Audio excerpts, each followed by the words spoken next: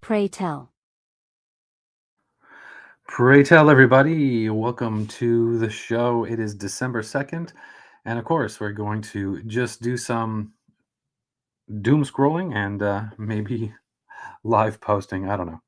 Anyway, I'm just going to jump right into it. Here we go on X right now. Let me see. We've got a little statement about, I guess, Tim Walz. Let's see what's going on here, of course. Governor of Minnesota.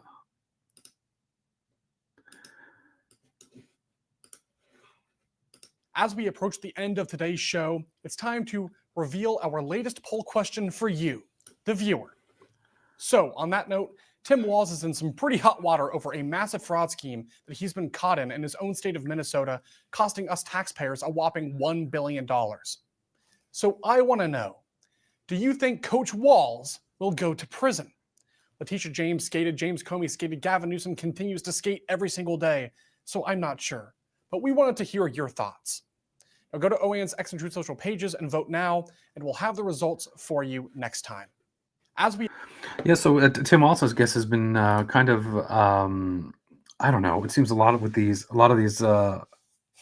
lefty governors, politicians in general. There's always some like fraud, some technical breach of the law, something going on all the time, and I don't feel like a lot of things actually happen to those people. I don't feel like there's any repercussions for kind of bending the rules. We're going to see what happens soon because I think Trump is sending in some National Guard. I think 100 to Minnesota, Minneapolis, perhaps, and I guess to deal with some of the Somali immigrants who are there's some fraud in terms of going on in terms of their presence there in the state, and so we'll see what happens with that. More to come, I suppose.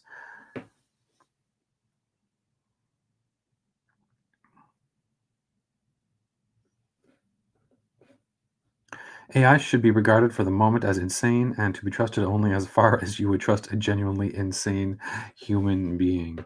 Interesting. People put a lot of stock, so to speak, into AI, and it's only as good as the code. All of the things involved in our interactions still apply in terms of, is it reasonable? Does it make sense? Is it ethical? Is it moral? And the biggest thing to me, I think what happens is when it's applied to action. All right. So if you're asking a question, a lot of us are now using things like ChatGPT and Grok, for example, on X. But the real issues come, I think, when you're applying something physical to it, right? And then if it can reproduce, that's when you get into some specific quandaries with regard to AI. So, and when you're dealing with ethics and morals, it's not just about what you think in your head. It's so it's not just a thought on a computer screen. It's not just some code that or answer that gets pumped out when you're talking about AI. It's about applied to action and applied to interactions, and that's where you can get into trouble. So imagine all the errors you see in some of your Chat GPT or Grok questions, right? If you've asked questions and looked for especially if you've asked questions and you already know the answer to, then what can happen is that you catch Grok or ChatGPT just not telling you the truth. Just it's answering in a way it's been programmed to, or based on a certain set of values, and which is fine in and of itself. I mean, if you understand that. But what happens is if there's some physical decision physical action that would take place as a result of that logic. And so, just like with a flawed person can enter your society, your family, your business, whatever we're talking about, and make decisions based on some kind of logic. Either you disagree with the logic or it's ultimately flawed in some kind of way.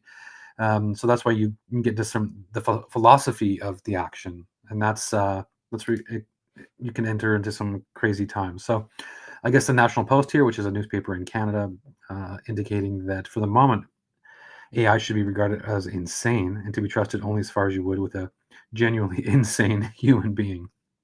So I think with all things, you can, take it as an input, and then where you go from there is kind of up to you. And if you're relying on if you're relying on information, then you shouldn't just blindly take the information and do whatever with it. You've got to again, you gotta run it through a secondary source or something, right? Just as you would with anything. If some guy comes up to you off the street and makes a statement, or you ask some stranger some piece of advice, I mean, it's very naive of you to actually just go ahead and to trust what it's saying or whatnot, or to follow the direction of that. Some stranger tells you to invest $10,000 in stock on the internet because it's gonna go to the moon, you kind of maybe, you'd wanna ask for a second opinion somewhere along the time.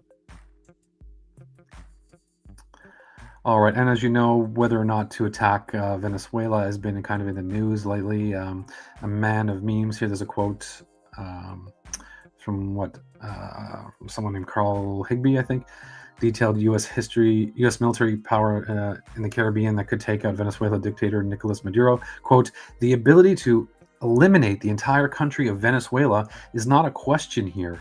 I think Maduro knows this.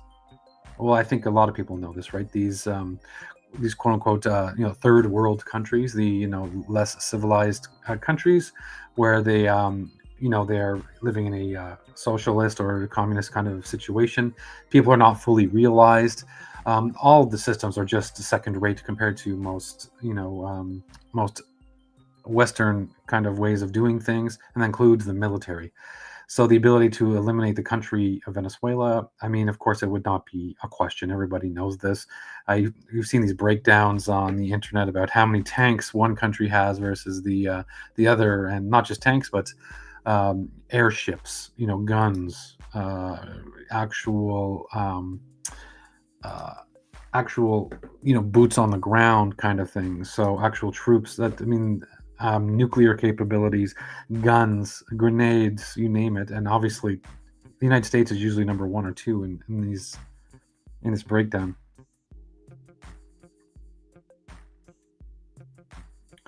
All right, here, just tying into what we talked about earlier with Tim Waltz. One American News asks, "Do you think Coach Waltz will go to prison?" I'm going to click a big no on that. I'm not very confident. It seems we do a lot of talking about all the wrongdoings of a lot of people, and it seems the politicians they can do what they want to with impunity, which is kind of alarming, actually. So who knows what's going to happen with that? It's just another one of these things that is quote unquote regrettable, but um, shit still happens.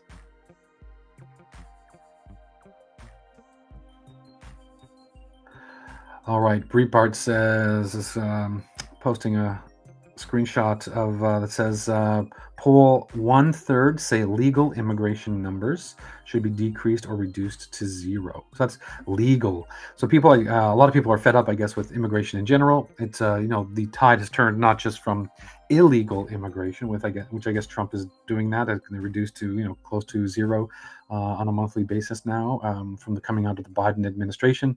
A lot of people are saying now, apparently here, 1/3 that actual legal immigration should be decreased or reduced to zero. So that is interesting, and a lot of people think that there should be a moratorium. You know, the impact that this has had on societies when you're dealing with a tight knit, controlled, civilized society, and a capitalistic society, and you bring in people from countries that are not capitalistic and don't believe in individualism and are disorganized. Well, if they don't understand what's going on and they don't really in their guts and brain understand what's going on here, what you end up doing is you import people that still believe the same, you know I'm going to use a savage way of existence, so it's less civilized, right? And as angry and upset as a lot of people can get with the United States, it is still the most civilized country on the planet, right? The most developed philosophy that is appropriate to man. And when you bring in other people, they are relative savages in terms of how they live their life. So what ends up happening is it's not a net gain at all. It's ultimately a net loss to society when that happens. All right, here we have just a group of pardons by, sorry, garbage. Okay, these are different images representing the recycle function on your computer or slash garbage bin or whatever. And they're equating Biden auto pen pardons in 2025 as being one of those.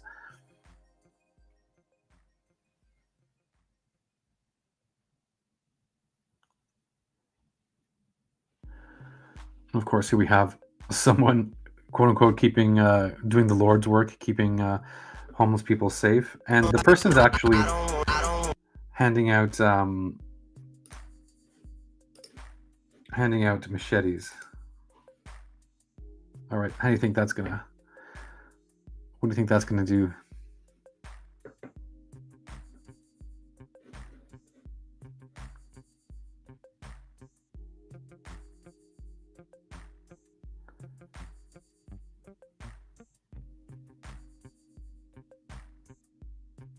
This is kind of interesting. According to this article, this is another Canadian news network. ICE is ordering a fleet of 20 armored vehicles from Canadian firm. Fascinating.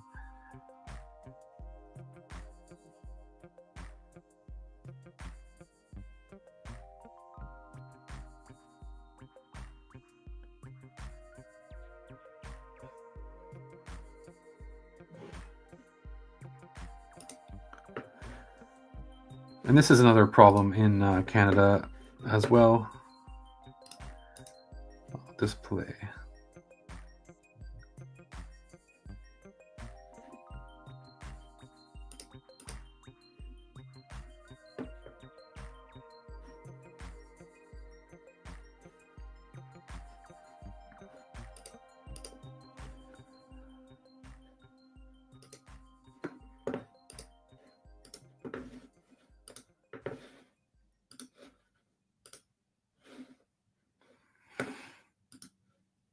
All right, we have alleged killers, rapists freed due to trial delays. And of course, this is in Canada. About 10,000 people accused of crimes in Canada walk free every year because of delays in getting their cases to trial. So what kind of system do you have where it's not, sure, you have this caveat that says, if it takes you too long to get justice and to be heard, we'll let you go. What does it say about your system if you're letting 10,000 people, walk every year? And, if you're being too lenient with potential criminals, then, it's the law-abiding people that actually suffer based on that. So, if these people were actually guilty and now there are 10,000 people walking around on the streets, they're now in contact with law-abiding people. How do you feel about that? It's outrageous that 10,000 alleged criminals in Canada every year, including some charged with murder and sex assault, are walking free today because of delays in getting their cases to trial. It throws the administration of justice into disrepute, undermines confidence in public safety, is emotionally devastating to victims of crime and their families, and means billions of dollars to fund Canada's justice system are being wasted. That's the result of a 2016 Supreme Court of Canada decision that, barring exceptional circumstances, criminal cases are in provincial courts must conclude within 18 months and within 30 months of superior courts from the day charges are laid. So that was an attempt to address backlogs in the system a decade ago, but since then, things have gotten worse. About 13% of all SA cases are tossed. Oh my God. That is just insane. That's like 1 out of every seven cases. And so it looks like the federal government's looking to address changes based on that. That's just crazy.